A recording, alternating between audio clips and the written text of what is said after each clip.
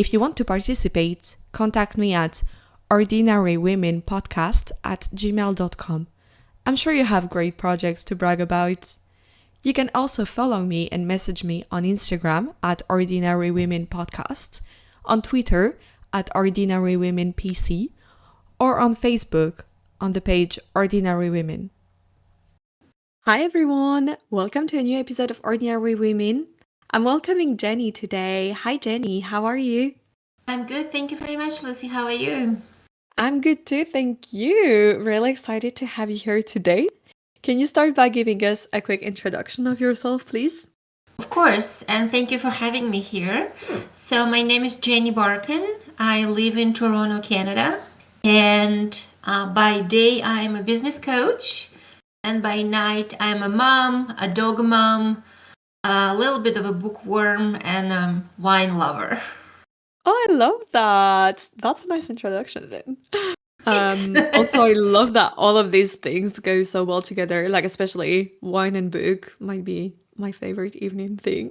Oh, yeah. Especially on the long Torontonian winters. It's quite. I can imagine once you've put the kid to bed and your dog can come and cuddle on your lap. Yeah, yes, absolutely. He plays the role of a blanket. Oh, that is so cute. And is there anything unusual about you? I was thinking about that, and I think maybe I can name two things, especially considering that you talking to me from London, right? Maybe it would be interesting because I'm probably the last person standing in North America and Europe who never read Harry Potter books and never watched any of the movies. I'm not like proud of that. It just happened, right? Yeah. But I don't know many people like me. Yeah, for sure. I don't know many people who've never watched or seen it either. Yeah. Read or seen it. Yeah. So if someone out there like me, hi, I'm waving at you. That's fun. Thank you for sharing. Absolutely. On this podcast, obviously, we talk a lot about what it's like to be a woman. So I like to start by asking, was there a moment or an event in your life when you realized that you are a woman? I'm not sure it was like 1 second, right, that opened my eyes and made me realize that I'm a woman. I'm guessing it was a lot of moments throughout my life, right? Probably one of them would be giving birth to my daughter. And so it brought me to a different level of being a woman. And I do know that there's a lot of women out there who are struggling and they can't have children. So that moment made me feel so privileged and so lucky. That's for sure. And sometimes being a woman, realizing that you're a woman, it's not that celebratory, unfortunately, right? When you were told that because you're a girl, you can't participate in some sports, right? Or have boys as a friends, which I was told when I was a teenager. So there were a few moments that made me realizing pluses and minuses, if you may. Yeah, completely. Thank you so much for sharing. Absolutely. And did you grow up with any woman role model? I do, and I'm afraid not being very original, but it's my mom. And the reason for that is so our like when I'm growing up, our family finances, let's say that, were quite modest. And yet my mom managed to take me to places that I really appreciate. She took me, for example, she gave me the love of theater, love of music and ballet. So it was very rare occasion to go to the ballet, but it was like a better than Christmas, you can say. Yeah. She always had time to. She was a full-time working mom, right, with all the chores at home, etc. But she always had time to talk to me, to ask how am I doing, what's the problems. and she always was reading. I always remember from my childhood that if my mom wasn't busy around the home at work, she had a book in her hands, always. And that kind of taught me to love reading, love books. I love that. She sounds amazing. What do you think she taught you? She taught me discipline, right? First and foremost, she wasn't the most cuddliest mom in the world. She was quite strict, but I think I loved it because I was quite crazy child. I needed some discipline for sure.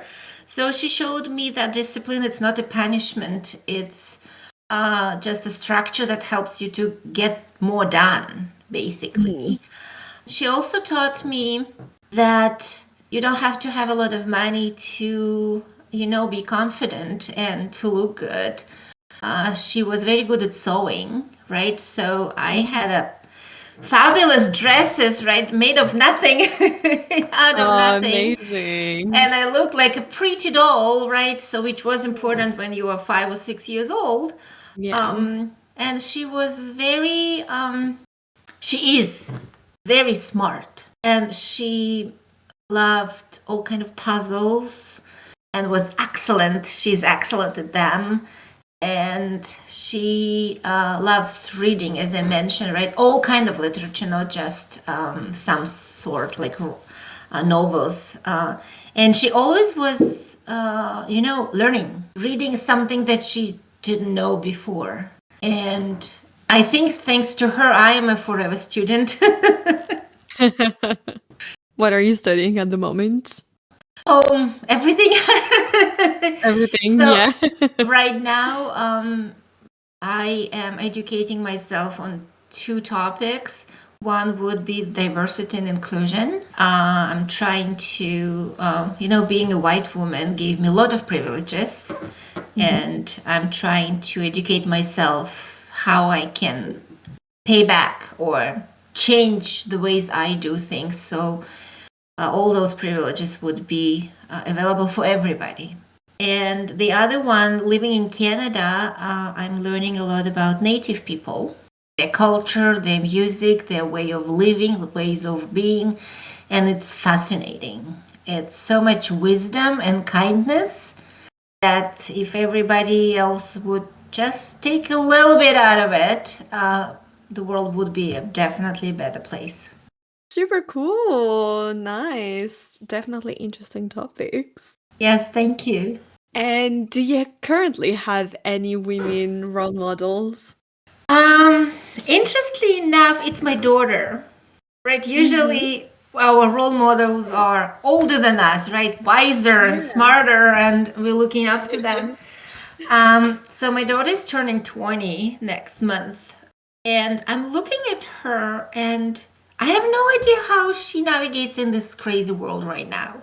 Yeah. With all the social media and exposure and demands, right? The world changes every single day. And yet she manages to be a student, a very good student, an excellent friend, have time to go with her friends out, and the next day to go to work, right? And do the excellent job, and then go to university. And, and with all this craziness, she keeps this, kindness, how she treats everybody around her. I see a lot of people, especially after the pandemic, we were all pushed to the edge, right? And people became, I don't know, we're still trying to be good people, right? But we're losing patience, right? We're anxious, etc. And somehow she managed to be this anchor for all her friends, anchor of, peace and serenity and support.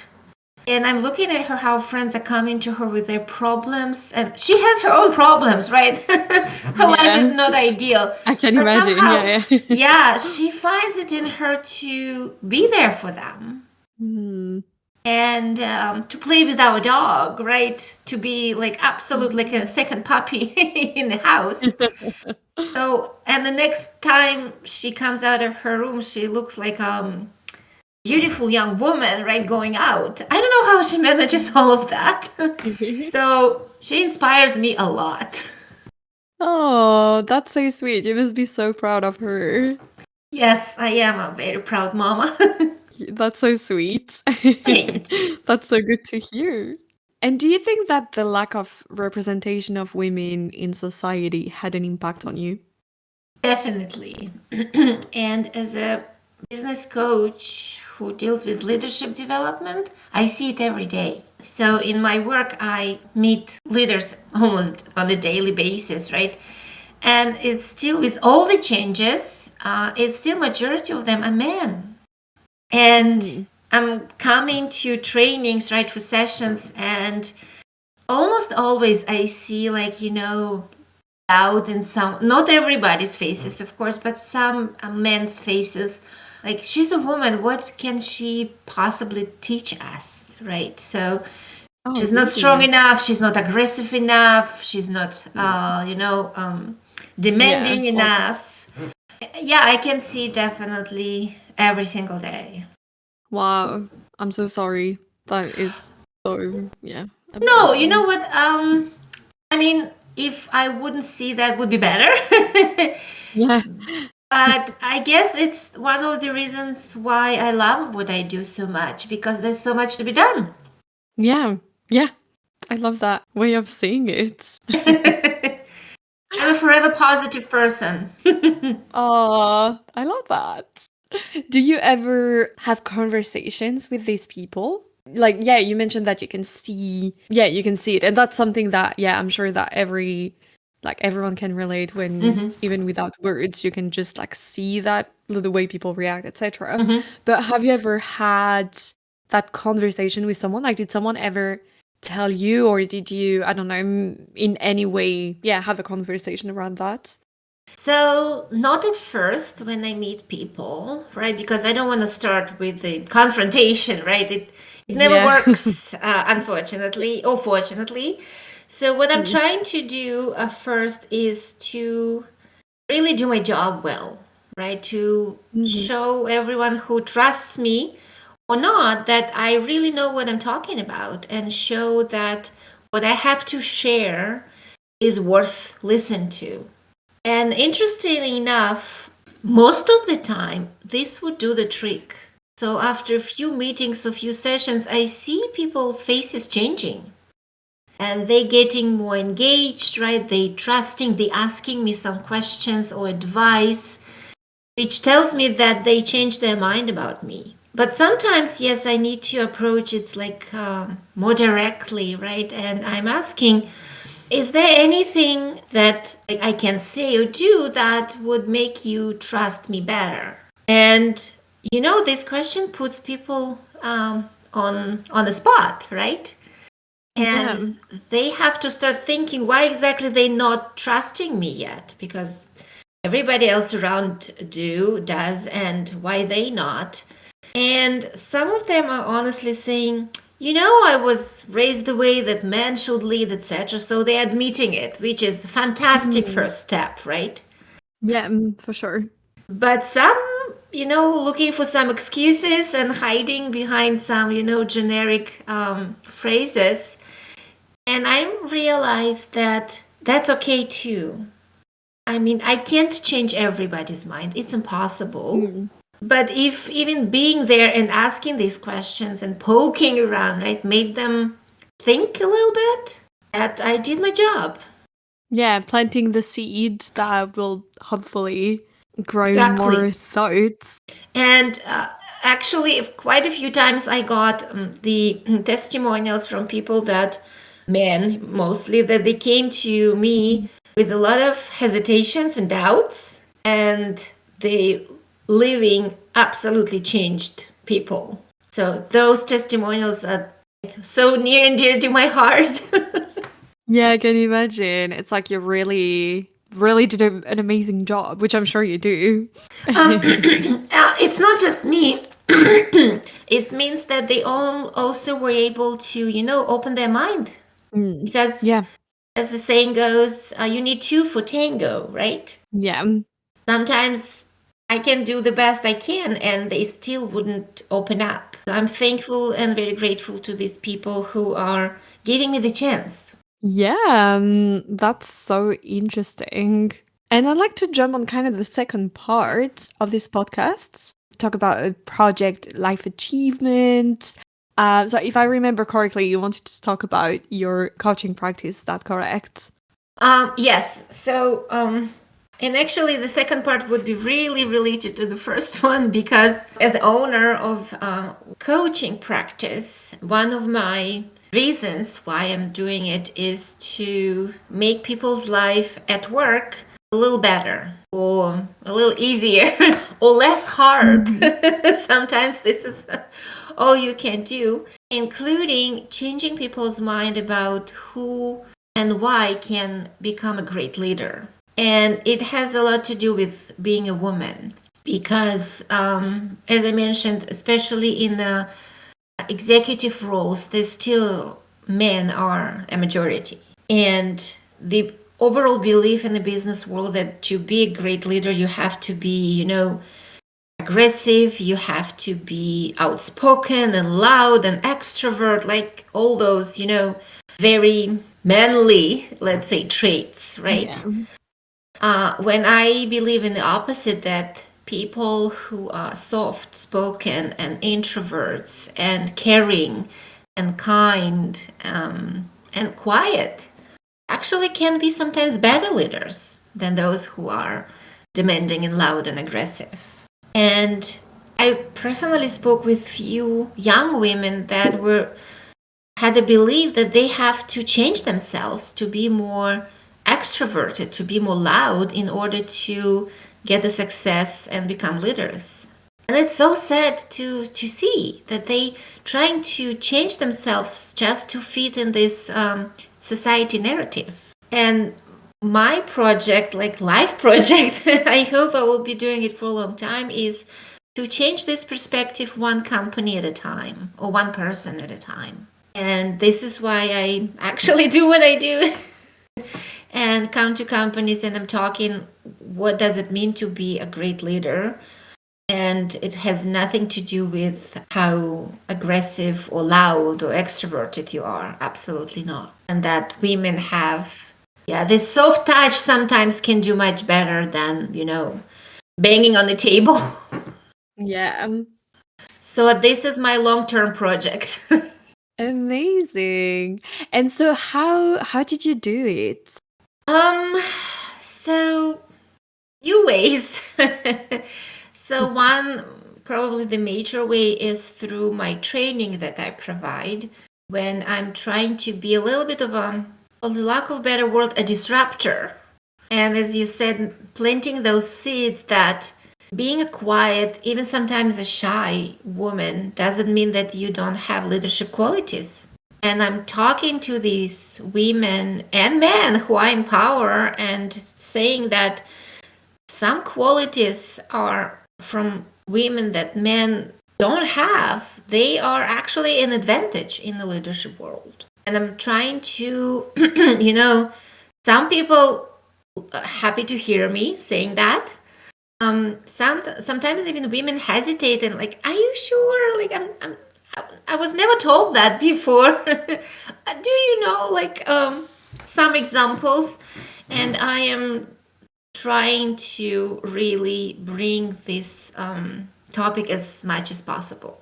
And the other way I'm trying to do that, I participate in the company named Corporate Class. It's the Canadian company that created the pro bono coaching for women in nonprofit organizations, for young women that are thinking about leadership path but don't know where to start. And I'm just participating in the coaching them, talking to them, and really giving them confidence and a voice to, without changing themselves, right? Just gaining some additional skills to claim their space and the right to be in the leadership positions. That's super cool. Thank you. I know it's a lot to be done, but and I'm just one person, right? But I'm surrounded by other coaches who do the same. So we're hoping at least we're doing something in the right to move to the right direction. This is how we look at that. Yeah, definitely. How does it work? Is it like a company where you're all together, or how do you work together? Yeah, so we have, it's called WIN, WIN, Women in Networking. So if someone would be interested, you can reach out to me or find them on LinkedIn. So they just spreading the word in the nonprofit organizations and inviting young women to join its 20 to 30 women cohorts every 6 months. And there's a cohort of coaches who came together at first randomly, just who wanted to participate and do some change, right? Do some good, give back. And it was going on for more than 2 years right now. So every 6 months, we have a new group of amazing women. Each has an individual coach, and we meet sometimes all together to discuss some, common problems, issues. And hopefully, after 6 months, these young women gaining enough courage and tools to move on, and we going to the next cohort and the next cohort. We're just finishing one right now, and new cohort starts in July, and I hope it will never end. That must be amazing to meet and give all these tools to people who have ideas. Yeah, absolutely. It's I think I'm enjoying, I hope they're enjoying, right, our work together, but it gives me, I believe, as much as it gives them. Yeah. So how did you start doing it? You mean this pro bono coaching? Yeah. Or like in general, started coaching. Like, was it, I don't know, like, did you study it, or were you in another job and then you switched, or like what happened? Okay, that's interesting question. And it was choice and necessity altogether. So before I lived in Canada, and my educational background is, I have two, is law. I was a lawyer in previous life. Right. And then I went back to school and studied psychology.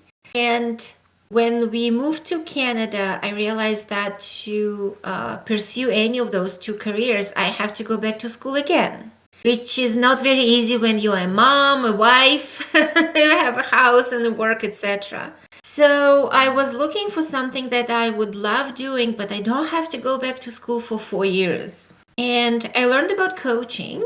I still got back to school just for 6 months, which was a little less than 4 years.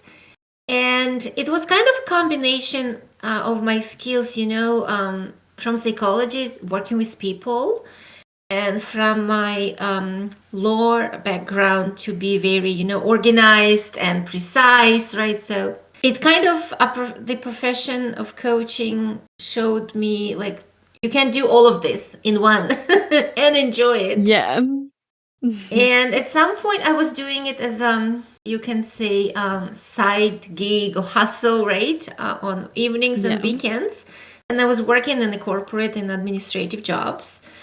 And one day I realized that if I will not try to do it as the main profession, my passion, I will regret not doing it. So it was very scary to leave the corporate world, right, with a steady paycheck and all the benefits. It was incredibly scary. I never had a business before. Imagine.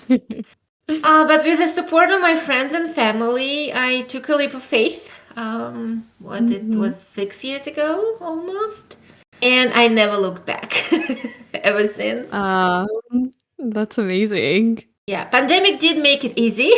Not at all. Yeah. It started 3 years ago, right? So I was just a couple of years into my business, just establishing it, and suddenly the world shut down. But I'm still here. And I mean, I don't know, you'll know definitely more than me, but it kind of sounds like a lot of people also like started to look for coaching more during the pandemic. No, I feel that it's something that I don't know if it's just me because I'm growing up now, but it's something that I've definitely heard more of in the past few years. What's your experience of it? So you're absolutely right. Coaching is growing exponentially, and as everything else in life, it's good and not so good. So the good part of it that coaching really can be very beneficial for people in life or at work, right? In personal life and their work life. Because coaching, it's not telling people what to do, right? It's something entirely different. It's helping people to realize on their own what to do, right? So it's by asking question, this just trying to elicit this wisdom that is there. It just hidden, right? Or never Yeah. given a chance. So this is what coaching is, and more people realize that it can be very, very helpful. That we don't need someone else to tell us what to do. We have our own resources. We just need to somehow tap into them, and coaching helps with that. The opposite effect is that so many people saying that, "Oh, I'm a coach today. I read a book and I'm a coach." Yeah. Without proper tools. But I guess it's coaching being not very new profession, right? I know coaches that were doing this for last 20, 25 years, but it's still newer profession compared to many others. So there are ups and downs like in every other development. So I hope that it still will grow because the potential is there. And I believe in what I do and what other coaches can help with. Yeah, for sure. And especially, with many people asking for it more and more. Yeah, I'm sure it will continue to grow. Yeah, that's really interesting. And was there any important figure in you doing that? Like anyone who helped in any way? Oh, definitely. Quite a few people that when I opened my business, I knew nothing about opening the business. Oh, yeah. Completely, like, absolutely. And, selling services and selling myself, right? My service, it was weird, very weird. Yeah. So I had a few people who already were doing it for some time, and they took me under their wing and showed me ways to do it, which I will be forever grateful to them. And it's my family too, right? In the times that there were no clients and no perspectives, and I was like, what have I done? Yeah. My family was there, my parents, my husband, my daughter, saying, no, keep doing. You can. Yeah, it's tough, but you still have a talent and you can do that. That was a tremendous help. I don't know where I would be without that support. And even right now, conversations like this one, right, with you, Lucy, and other podcasts that I participated, you asking me about the questions, how I came here, right, where did I start? And it every time makes me think from the start. So why am I doing that? Reminds me, which gives me tons of inspiration. So thank you for asking me all these questions. My pleasure. Yeah, I guess it helps you reminding you why you started, and then the motivation Exactly. continue. Yeah, you're absolutely Yeah. right. And have you faced any challenges since you started? Oh, yeah. Where do I start? Oh, how much time do Yeah. we have? And again, being a woman in the business world, right? It's not Yeah. easy. So, building the network was probably the hardest one. I am an introverted person by nature, right? I maybe sound like very fun and bubbly and outgoing, but I'm not really that. I learned how to be this way. So it was quite a struggle to find my own voice and my own ways without changing who I am, and find people who would appreciate what I can offer without, being unauthentic. So that was probably the biggest struggle at the beginning. That I can do something the ways I do it and I don't need to mimic anyone else. Again, the pandemic did make it easy, as I mentioned, right? Yeah. Suddenly being like stuck at home. Thanks God I have a dog, right? So we had the right to go out 3 times a day. Yeah. So, I guess my struggles are not unique. Every business owner goes through them, right? So it was really life-saving for me to have my supporting net and the people around me who Yeah. still said, "No, no, you keep going. You'll do it. The success will come." I guess you can say that majority of the barriers are coming from within, right? So those stories we tell ourselves, what we can and can't do, is the hardest to overcome. So I'm still in the process. Not nearly done, but I'm getting there slow. Yeah, and isn't life just a long success of these anyway? Yes, I guess. And was there, on the contrary, anything that was easier than you thought would have been? Interesting question. Speaking in front of people. I mean, I'm still shaking if before every speaking engagement. Don't get me wrong. I'm like the second before I go on stage or getting in front of people, I'm thinking to myself, never again. Why did I put myself into this position? But the moment I see people's faces, they're listening to me and, reacting to what I say, my next thought is, where do I sign for the next time?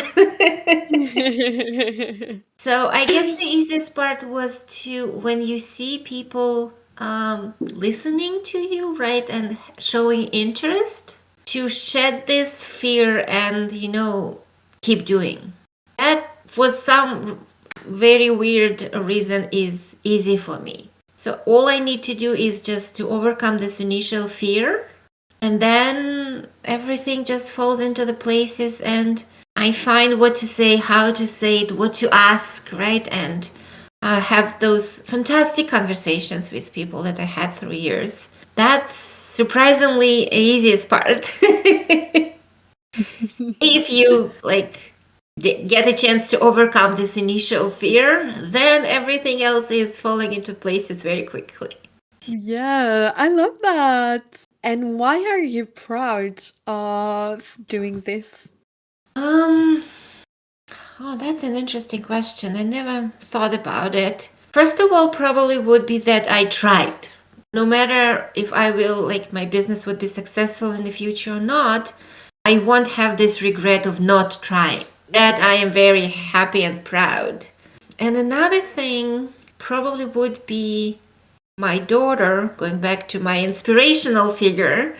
But some time ago, she came up to me and said, "Mommy, I am so proud of you that it's not easy. I see you're working hard, but it makes me believe that I can do everything as well."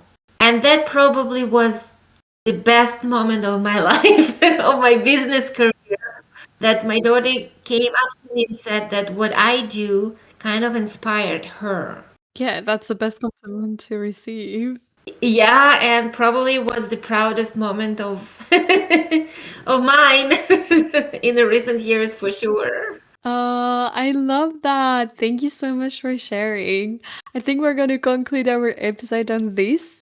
Thank you so much for sharing all of this with me and everyone who's listening. Absolutely, and thank you very much for having me. My pleasure. Is there anything we haven't talked about during our conversation that you wanted to mention before we stop? Oh, yeah, one little thing.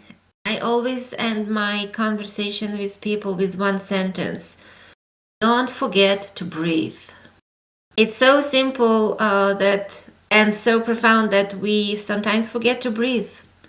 And all we need is take a deep breath, look around, and close our eyes for a second, and we will find a solution. So please never forget to breathe.